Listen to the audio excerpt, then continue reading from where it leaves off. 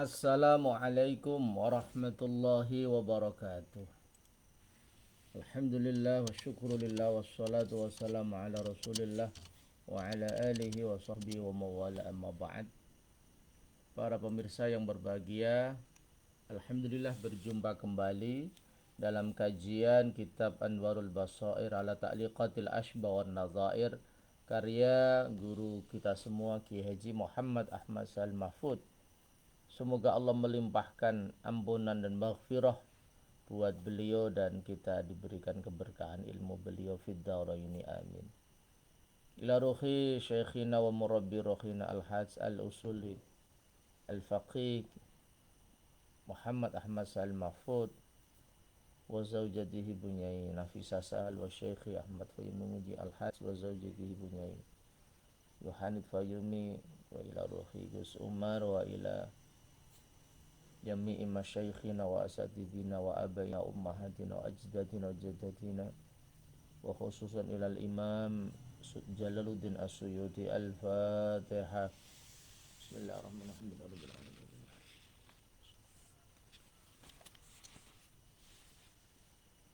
Pada kesempatan ini kita akan mengkaji kaidah ma haruma isti'maluhu haruma ittikhadhuhu. Apa yang haram kita gunakan, maka haram juga kita simpan. Haram juga kita ambil. Artinya sesuatu kalau sudah haram digunakan jangan didekati, jangan diuri-uri, jangan kita berinteraksi dengannya, karena akan membuat hati dan jiwa kita pelan-pelan tertarik untuk menggunakannya. Jadi ini termasuk saddul bab, menutup pintu kemaksiatan. Jika sudah diharamkan ya sudah, kita terima aturan Allah itu dan kita jangan mendekati yang bisa menjerumuskan kita ke dalam keharaman itu. Jadi maharuma isti'malu haruma ittikhadhuhu. Apa yang haram digunakan maka haram kita ambil, haram kita simpan. Wa min thamma, dari kaidah ini, ay min ajlihi, dari kaidah ini, haruma ittikhadhu alatil malahi, diharamkan menyimpan alat-alat malahi, alat-alat yang melupakan kita dari Allah. Ini dibahas dalam kitabul bai', bahwa syaratnya sesuatu itu boleh dijual, pertama adalah kullu tahirin, setiap sesuatu yang suci, sehingga menjual yang najis tidak boleh, tidak sah. Yang kedua adalah muntafa'un bihi syar'an, bisa diambil manfaatnya dalam bisa diambil manfaatnya dengan legitimasi syarak. Nah, dalam konteks mungtafa syar'an ini, alatul malahi dikecualikan, alat-alat yang melupakan Allah. Tentu yang masyhur ya di sini ada namanya seruling, ada namanya gitar dan lain-lain yang ada di dalam hadis Nabi. Ini diterangkan dalam kitab Kifayatul Akhyar, syarahnya Takrib, dalam kitab Kitabul Bai', bahwa alatul malahi, alat-alat yang bisa melalaikan Allah Subhanahu wa ta'ala itu dilarang. Makanya kalau sudah dilarang ya jangan disimpan, karena kalau disimpan nanti kita lama-lama akan tertarik mengambilnya dan menggunakannya. Wa awanin nakdaini, dan wadah-wadah dari emas dan perak. Kalau sudah haram kita menggunakan awaniz zahab wal fiddah, misalnya piring dari emas, gelas dari emas, sendok dari emas, ya jangan disimpan. Artinya kita tidak usah memiliki, tidak usah berinteraksi dengan awanid dhahab wal fiddah, wadah-wadah yang terbuat dari emas dan perak, karena kepemilikan atau penyimpanan itu berdampak negatif ya.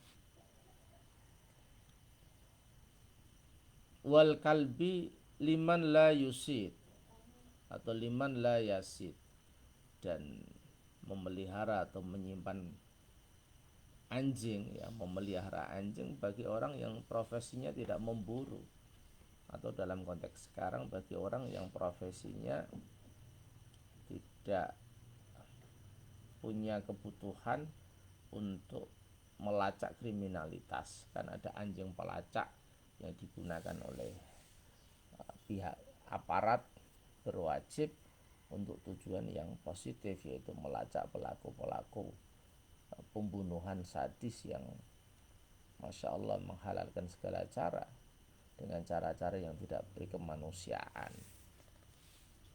Wal khinziri juga jangan menyimpan, dalam arti kalau hewan yang memelihara khinzir yaitu babi, karena itu dilarang di dalam Islam. Hurimat alaikumul maitatu waddamu walahmul khinzir. Wal fawasiqi, dan hewan-hewan yang suka merusak.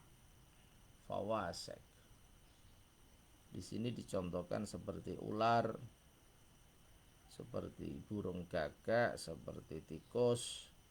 Nah, kita tidak usah menyimpan, kita tidak usah memelihara, karena itu dilarang di dalam Islam. Saat ini ya kita banyak melihat warung-warung menyediakan konsumsi ular kobra. Kemudian banyak sekali orang yang memelihara ular di rumahnya, bahkan dijadikan ajang rekreasi dan bisnis. Nah, menurut kaidah ini tentu tidak seharusnya itu dilakukan. Itu toh berkaitan dengan kita haram mengkonsumsinya. Yang kedua, itu juga membahayakan pemiliknya, karena tidak sedikit ular yang menjadi sebab kematian pemiliknya. Ada orang yang memelihara ular kemudian dipatok oleh ularnya sendiri kemudian meninggal. Ini tidak satu dua. Oleh karena itu memelihara hewan-hewan yang membahayakan itu dilarang, seperti ular, tikus, dan lain-lain. Wal khamri, dan menyimpan arak, wal hariri, dan kain sutra. Ini yang dilarang di dalam Islam. Wal khulliyi lirrajul, sutra dan perhiasan bagi laki-laki tentu dilarang. Jadi maharuma isti'malu haruma ittikhadhu, apa yang dilarang kita gunakan ya dilarang kita ambil, kita simpan, kita pelihara, karena itu mendorong jiwa kita untuk mencoba, untuk mengambil, untuk memanfaatkan sedikit demi sedikit, karena setan itu lihai, penuh dengan tipu daya, mudah untuk membujuk manusia dengan sesuatu yang dengan berbagai macam trik. Oleh karena itu maharuma isti'malu haruma ittikhadhu, apa yang sudah diharamkan digunakan maka jangan disimpan, jangan diambil, jangan dipelihara, karena interaksi kita, connect kita dengan hal-hal yang diharamkan itu akan pelan-pelan akan menjerumuskan jiwa kita. Pelan-pelan kita akan penasaran untuk mencoba, untuk mempraktekkan, untuk selalu menggunakannya, dan itu sangat berbahaya. Oleh karena itu kaidah ini termasuk saddul bab, menutup pintu hal-hal yang dilarang di dalam Islam. Wa nuqitat hadhil qa'idah bi mas'alatil bab fi sulh. Kaidah maharuma isti'malu haruma ittikhadhu ini apa dirombak atau dikecualikan lah dari kaidah ini masalah pintu. Fafihi ittikhadzul bab ma'a hurmati isti'malihi bi ghairi idzni syuraka asy-syar'iyyi. Dalam kaidah ini kata Mbak Yai Sahal diperbolehkan tetap mengambil pintu, memelihara pintu meskipun haram digunakan tanpa izin para tetangga asyuroka, orang-orang yang sekutonan, orang-orang yang bergumul di situ, yang para tetangga, orang-orang yang selalu bercengkrama, berinteraksi dengan orang itu. Jadi boleh tetap menyimpan pintu itu meskipun haram diharamkan digunakan tanpa izin orang-orang yang sama-sama memanfaatkan asyuraka asyara'iyyu. Fa inal asoha anna lahu fathahu idza sammarahu. Menurut kaul yang paling sahih dalam bab sulh ini, orang boleh membuka pintu itu ketika dia menguncinya. Wa ujiba anha bi anna ala darbi yamna'unahu minal isti'mal.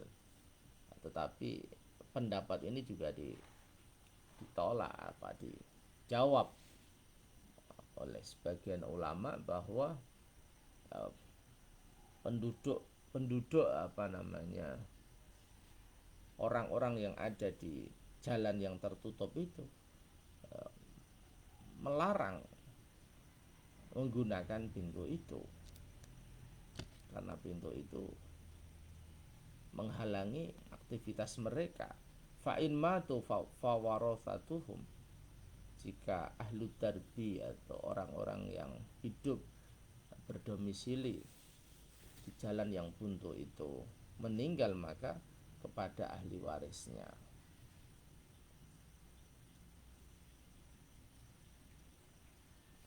Artinya dalam konteks ini adalah tadi apa yang disebutkan Mbak Yai Sahal,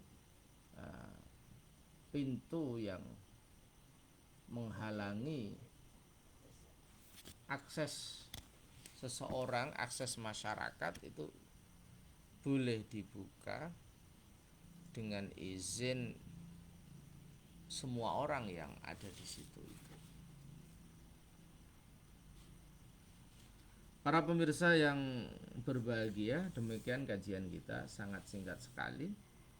Intinya adalah maharuma isti'malu haruma ittikhadhu. Apa yang haram kita gunakan jangan sampai kita ambil karena diharamkan, kita simpan, kita pelihara, karena itu membuat kita akan terpanggil, tertarik, tergelitik untuk pelan-pelan memanfaatkannya. Tadi yang dicontohkan termasuk memelihara hewan-hewan yang dilarang, ular misalnya, itu sangat berbahaya dan oleh karena itu diharamkan, karena tidak boleh dikonsumsi, kemudian membahayakan orang yang memeliharanya dan nyawa menjadi resikonya. Semoga dengan memahami kaidah ini kita menjadi semakin sadar bahwa pintu-pintu kemaksiatan dan pintu-pintu yang membuat jiwa kita ini dekat kepada hal-hal yang diharamkan ini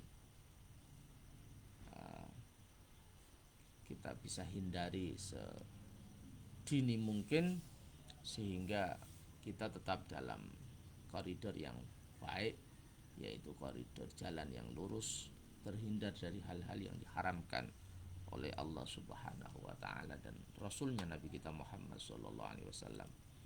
Demikian, kurang lebihnya mohon maaf. Al-Fatihah.